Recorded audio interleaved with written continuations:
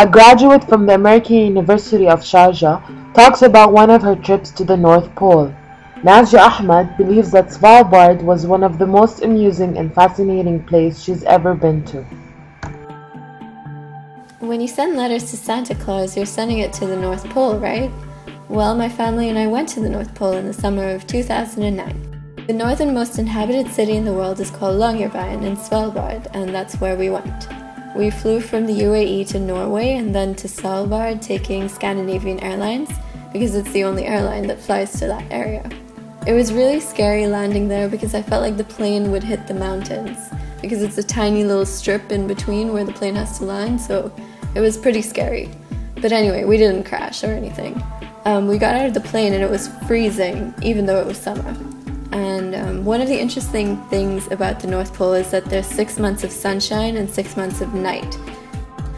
So they try to make the town more cheerful during the 6 months of darkness by painting the houses bright yellows and reds, and it looks really colorful when you're getting out of the plane. You can see all these houses and it looks pretty. Anyway, the city is tiny. You can literally walk from one end of the city to the other.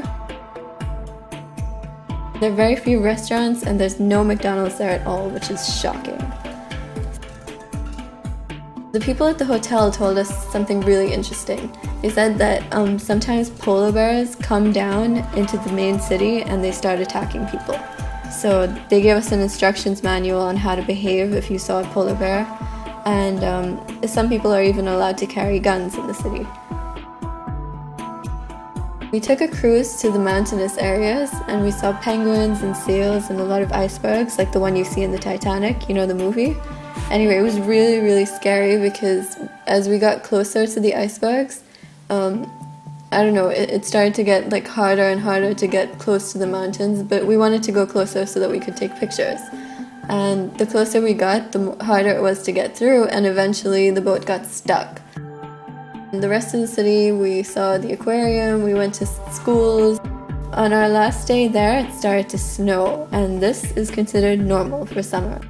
In the winter, on the other hand, it's freezing over there. You can't even leave the house because you'll die of frostbite. I had a lot of fun, and I think everyone should go there at least once in their lives. I hope I can go there again sometime soon.